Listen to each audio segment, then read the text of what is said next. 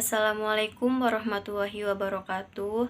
Dalam video kali ini, kami akan membahas tentang metode ilmiah sebagai ciri IPA. Sebelum ke pembahasan selanjutnya, izinkan saya untuk memperkenalkan diri beserta teman-teman saya. Yang pertama saya yaitu Rahma Cahyawati dengan nomor pokok mahasiswa yaitu 202114501135.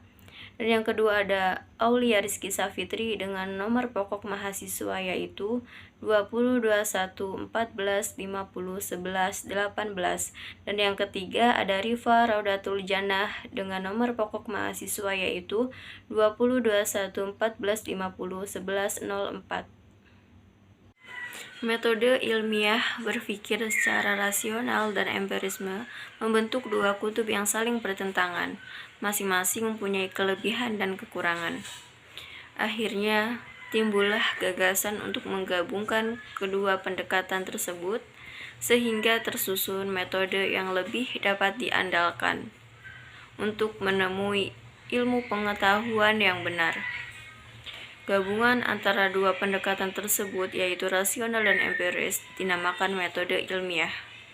Rasionalisme memberikan kerangka pemikiran yang koheren dan logis. Sedangkan empirisme dapat memastikan kebenaran yang memberikan kerangka pengujiannya. Dengan demikian, pengetahuan yang dihasilkan ialah pengetahuan yang konsisten dan sistematis, serta dapat diandalkan karena telah diuji secara empiris. Cara berpikir rasional dan empiris tersebut tercermin dalam langkah-langkah yang terdapat dalam proses kegiatan ilmiah. Kerangka dasar prosedurnya dapat diuraikan atas langkah-langkah berikut. Yang A. Penemuan atau penentuan masalah dalam kehidupan sehari-hari. Kita menghadapi banyak masalah. Kesadaran mengenai masalah yang kita temukan secara empiris tersebut menyebabkan kita mulai memikirkannya secara rasional. Yang B. Perumusan kerangka masalah. Langkah ini merupakan usaha untuk mendeskripsikan permasalahan secara lebih jelas. Yang C. Pengajuan hipotesis. Hipotesis adalah kerangka pemikiran sementara yang menjelaskan hubungan antara unsur-unsur yang membentuk suatu kerangka permasalahan. Yang D. Dedukasi. Hipotesis kadang-kadang dalam menjembatani permasalahan secara rasional dengan pembuktian secara empiris membutuhkan langkah perantara. Pengujian hipotesis merupakan tindak lanjut dan konsekuensi logis dari fungsi dan peran hipotesis, yaitu sebagai jawaban tentatif terhadap masalah yang digarap. Lain daripada itu, di dalam hipotesis terkandung acuan-acuan landasan teoritis yang memandu ke arah persiapan penelitian untuk mengungkapkan data-data empiris pendukung. Ini berarti mengundang langkah lanjut untuk membuat sebuah rancangan penelitian sesuai dengan faktor-faktor yang terlibat. Sifat pengaruh masing-masing faktor berhubungan dengan gabungan faktor, sekaligus menentukan metode penelitian dan teknik pengambilan datanya. Setelah data hasil penelitian dianalisis dan diinterpretasi, kemudian dikelompokkan mana yang mendukung dan mana yang tidak mendukung hipotesis. Proses menata data empiris yang tersebar dan kini terhimpun ke dalam sebuah kelompok yang memungkinkan dilakukan suatu generalisasi yang disebut logika induktif yang menganut asas korespondensi. Adapun asas korespondensi ialah kesesuaian antara hipotesis sebagai hasil pemikiran rasional bersifat abstrak dengan dukungan data empiris. Bila semua data empiris mendukung, berarti hipotesis diverifikasi sebagai dapat diterima. Sebaliknya, bila data empiris tidak mendukung, maka hipotesis difalsifikasi atau ditolak. Ada kalanya bahwa sebagian data empiris itu dan sebagian lagi tidak. Adapun hipotesis yang diterima berarti menambah kekayaan teori baru. sedangkan hipotesis yang ditolak seluruhnya atau sebagian merupakan sumbangan korektif kepada peneliti untuk meninjau kembali proses persiapan penelitiannya, khususnya apakah ada premis yang tidak lengkap atau harus menyusun hipotesis baru untuk penelitian berikutnya. Keterbatasan metode ilmiah. Metode ilmiah adalah suatu cara sistematis yang digunakan para ilmuwan dalam memecahkan atau mencari jawaban atas masalah-masalah yang dihadapi dalam suatu penelitian. Keterbatasan metode ilmiah ada 3, yaitu yang pertama, ada ilmu pengetahuan ilmiah yang meliputi data dan pengamatan panca indera. Yang kedua, kesimpulan data yang tidak benar atau masih bersifat tentatif. Tentatif itu artinya belum pasti. Yang ketiga, tidak bisa menjangkau baik atau buruknya suatu sistem nilai keindahan, bahkan juga menjangkau untuk menguji adanya Tuhan. Lalu ada keunggulan. Keunggulannya ada 2, yaitu yang pertama, ciri khasnya yang pertama objektif, kedua metodik, yang ketiga sistematik, keempat universal, kelima analitik, dan yang terakhir verifikatif. Lalu yang kedua, orang yang berkecimpung dalam metode ilmiah memiliki adanya sikap ilmiah yang artinya dapat memecahkan masalah dalam suatu penelitian. Ciri-ciri khas ilmu. Yang pertama, ada objektif yang artinya bebas dari prasangka perseorangan dan kesukaan pribadi. Yang kedua, metodik yang artinya harus mencapai keseluruhan secara logis koheren dan perlu adanya sistem dalam penelitian. Yang ketiga, sistematik, yaitu berbagai keterangan dan data tersusun sebagai kumpulan pengetahuan yang mempunyai hubungan dan ketergantungan. Yang keempat, universal, yaitu berlaku pada semua orang di dunia. Yang kelima, analitik, yaitu membeda-bedakan pokok soalnya ke dalam bagian-bagian yang terperinci untuk memahami berbagai sifat, hubungan, dan peranan masing-masing. Lalu yang terakhir, ada verifikatif, yang artinya dapat diperiksa kebenarannya oleh siapapun. Sikap ilmiah. Sikap ilmiah dibagi menjadi 7, di antaranya, pertama, mencintai kebenaran yang objektif dan adil. Kedua, menyadari bahwa kebenaran ilmu tidak absolut. Ketiga, tidak percaya pada tahayul, astrologi, maupun untung-untungan. Keempat, rasa ingin tahu yang tinggi. Kelima, tidak berpikir secara prasangka. Keenam, tidak percaya kebenaran tanpa bukti. Terakhir, optimis, berani, dan teliti menyatakan kesimpulan yang menurut keyakinannya adalah benar.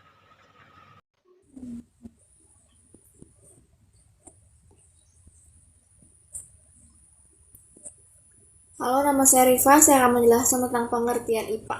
Pengertian IPA adalah ilmu teoritis yang berdasarkan pengamatan percobaan terhadap gejala alam. Teori tidak dapat berdiri sendiri. Teori selalu didasari atas suatu hasil pengamatan. Maxwell tidak akan menyusun teori gelombang elektromagnetik kalau seandainya Faraday tidak berhasil dalam percobaan-percobaan mengenai induksi elektromagnetik. Perintis IPA modern. Galileo Galilei 1564 sampai 1542. Isaac Newton 1542 sampai 1727 dan Robert Boyle 1626 sampai 1691. Galileo Galilei merupakan ilmuwan yang menjadi legendaris karena penemuan-penemuannya. Hingga kini, sosok Galileo sering disebut sebagai bapak astronomi modern. Galileo adalah seorang tokoh yang menjembatani zaman Renaissance dan zaman ilmiah Newton. Ia adalah orang yang pertama kali menggambarkan sistem tata surya yang sekarang dikenal oleh banyak orang. Contoh, teleskop. Tahun 1609, Galileo membuat teleskop yang untuk pertama kalinya bisa menghadap ke langit. Sehingga, melalui teleskop tersebut, ia bisa melihat gunung hingga kawah bulan. Menemukan berbagai macam benda-benda astronomi seperti bulan, planet Mars, Venus, dan masih banyak lagi yang lainnya. Ia juga memperkuat teori Copernicus yang menyebutkan bahwa matahari adalah pusat tata surya. Penemuan hukum kelembaman di tahun 1610. Galileo juga menemukan hukum kelembaman, hukum gerak pertama. Tidak lama setelah itu, ia juga menemukan hukum gerak kedua. 2. Isaac Newton menjadi salah satu ilmuwan paling berpengaruh di dunia. Newton berkontribusi besar dalam bidang matematika, fisika, kimia, dan astronomi. Pada tahun 1670, Newton membuat teleskop jenis baru yang berbeda dan lebih kuat daripada teleskop Galileo. Teleskop Newton ini disebut sebagai teleskop pantul. Perbedaannya terletak pada cermin yang diganti dengan lensa. Teleskop ini menjadi terobosan yang sangat penting. 3. Robert Boyle terkenal karena hukum yang diciptakannya, yakni hukum Boyle. Hukum tersebut menjelaskan mengenai kebalikan hukum proporsi antara tekanan absolut dan volume udara. Jika suhu tetap konstan dalam sistem tertutup, untuk menemukan hukum ini, ia melakukan percobaan gas. Selain menghasilkan hukum Boyle, lewat eksperimen ini, ia juga menemukan fakta bahwa gas terdiri atas partikel-partikel kecil atau corpuscles yang dipisahkan ruang hampa.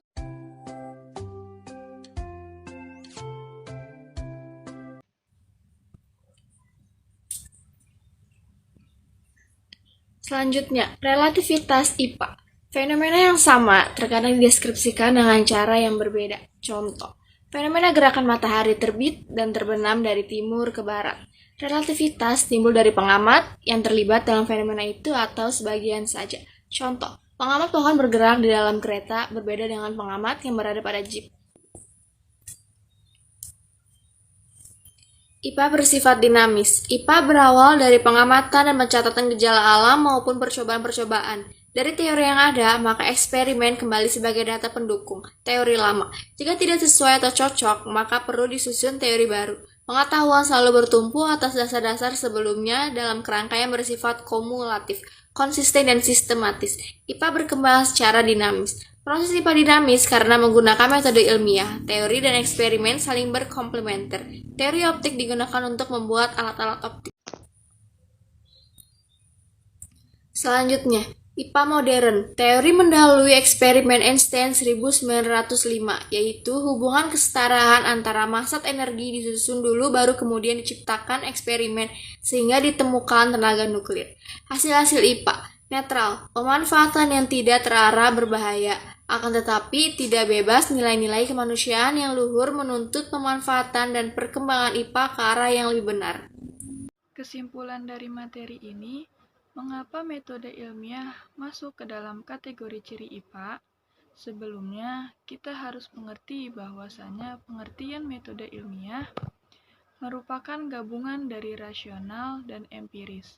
Yang sudah kita ketahui bahwasanya arti dari rasional menurut Kamus Besar Bahasa Indonesia adalah pikiran dan pertimbangan yang logis serta empiris yang berarti pengalaman yang diperoleh dari penemuan, percobaan, dan pengamatan yang telah dilakukan. Adapun kaitannya dengan IPA, yakni IPA merupakan ilmu yang berisi teori-teori yang dikemukakan oleh para ilmuwan tentang gejala alam berdasarkan pengamatan dan percobaan, dan dapat ditangkap poin penting dari pengertian di atas. Alasan metode ilmiah menjadi ciri IPA, yakni keduanya sama-sama menggunakan pengalaman dan pikiran yang logis, atau kita bisa sebut empiris dan rasional. Adapun metode ilmiah itu tidak sesempurna itu. Metode ilmiah pun mempunyai kekurangan dan kelebihannya. Mungkin kalian bertanya-tanya nih, mana sih yang lebih penting, teori atau eksperimen? Nah, menurut kompasiana.com, keduanya sangat penting. Tetapi, jika ada teori, maka eksperimen akan berjalan dengan benar. Teori itu perlu untuk melakukan semua hal termasuk eksperimen agar menghasilkan suatu hal yang kita ketahui melalui teori yang kita pelajari. Tetapi banyak juga yang melakukan eksperimen tanpa teori. Namun usaha yang dilakukannya tidak terlalu berpengaruh seperti orang yang menguasai teori. Jadi, keduanya sangat penting ya. Tetapi jika kalian menguasai teori dulu, itu lebih baik. Sekian dari kelompok kami. Terima kasih atas perhatian dan terima kasih telah menyimak materi ini. Kurang lebihnya mohon maaf. Jika ada yang ditanyakan, silahkan ditanyakan di grup atau di Google Meet. Sekian dari kami. Assalamualaikum warahmatullahi wabarakatuh.